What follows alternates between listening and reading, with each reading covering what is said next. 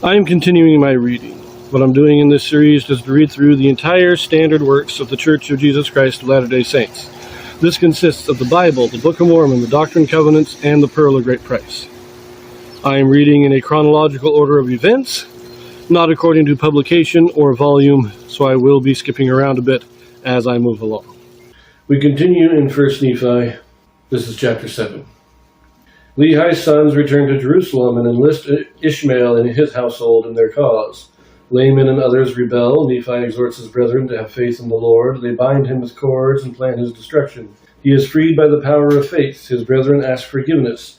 Lehi and his company offer sacrifice and burnt offerings. And now I would that ye might know that after my father Lehi had made an end of prophesying concerning his seed, it came to pass that the Lord spake unto him again, saying that it was not meet for him, Lehi, that he should take his family into the wilderness alone, but that his sons should take daughters to wife, that they might raise up seed unto the Lord in the land of promise. And it came to pass that the Lord commanded him that I, Nephi, and my brethren, should again return unto the land of Jerusalem, and bring down Ishmael and his family into the wilderness. And it came to pass that I, Nephi, did again with my brethren go forth into the wilderness to go up to Jerusalem. And it came to pass that we went up unto the house of Ishmael, and we did gain favor in the sight of Ishmael, insomuch that we did speak unto him the words of the Lord. And it came to pass that the Lord did soften the heart of Ishmael and all his household, insomuch that they took their journey with us down into the wilderness to the tent of our father. And it came to pass that as we journeyed in the wilderness, behold, Laman and Lemuel, and two of the daughters of Ishmael, and the two sons of Ishmael and their families, did rebel against us, yea, against me, Nephi, and Sam, and their father Ishmael and his wife, and his 3 other daughters. And it came to pass in the which rebellion they were desirous to return unto the land of Jerusalem. And now I, Nephi, being grieved for the hardness of their hearts, therefore I spake unto them, saying, Yea, even unto Laman and unto Lemuel, Behold, ye are mine elder brethren. And how is it that ye are so hard in your hearts, and so blind in your minds, that ye have need that I, your younger brother, should speak unto you, yea, and set an example for you? How is it that ye have not hearkened unto the word of the Lord? How is it that ye have forgotten that ye have seen an angel of the Lord? Yea, and how is it that ye have forgotten what great things the Lord hath done for us in delivering us out of the hands of Laban, and also that we should obtain the record?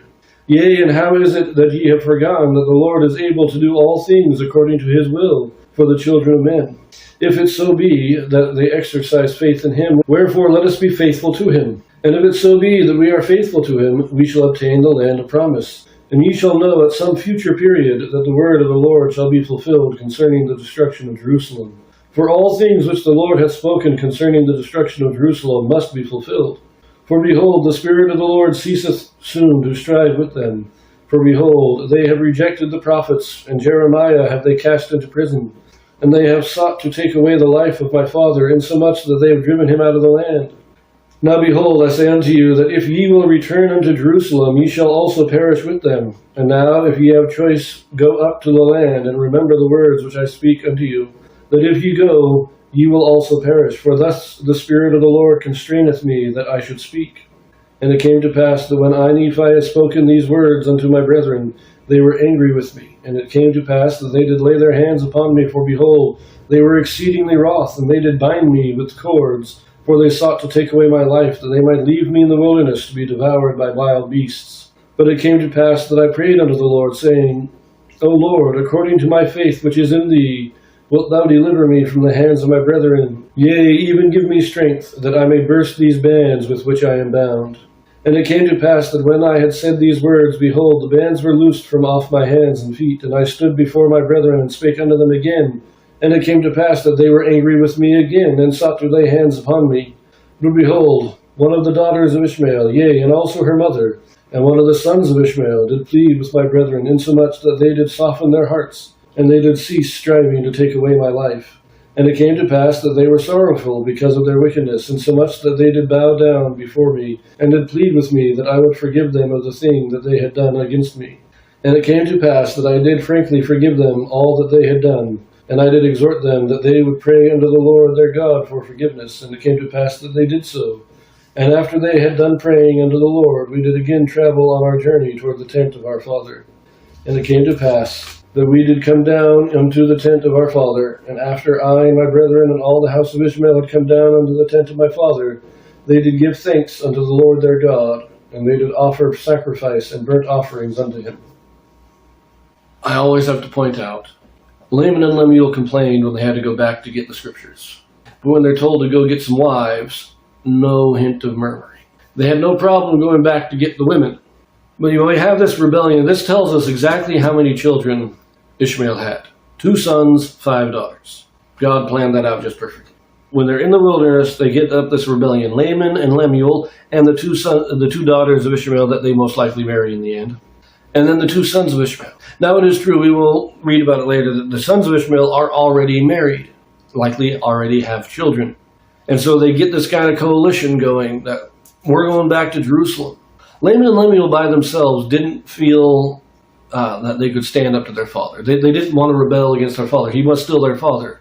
And as much as they were wicked and they were corrupt, like the rest of Jerusalem, they still had the idea of putting on the outward show of following the law of Moses. And so they still honored their father. But when they could get other people to join them in their rebellion, they felt safe in their rebellion. They felt their numbers justified them. Now, I do also want to say that most of the time, whenever the story is depicted in media, you have Nephi says a prayer and just the ropes fall off his wrists. And it does say that his bands were loosed, but his prayer is to give me the strength that I may burst these bands. And it's just like Samson. In the book of Judges, it says that the bands were loosed from off them. It's talking about breaking them.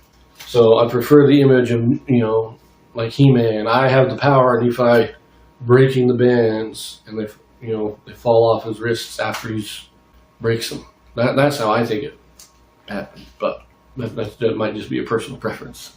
I don't think that the text mandates either way, but I do find it interesting here. The sons of Ishmael do side with Laman and Lemuel eventually, and they were on Laman and Lemuel's side here. And I think the reason, Laman and Lemuel, they tied up Nephi with the plan of killing him.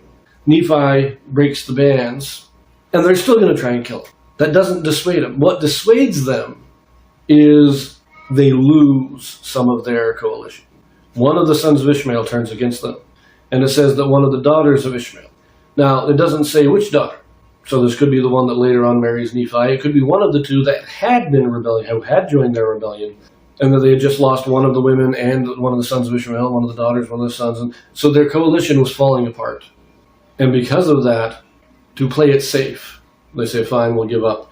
And they ask for forgiveness. I don't think they're really asking for forgiveness. They're, again, putting on the show. Their coalition fell apart. It's not as strong as they thought it was. Now they have to, again, put on the show of being good, dutiful sons. I'm going to leave that here, and I'll see you in the next one.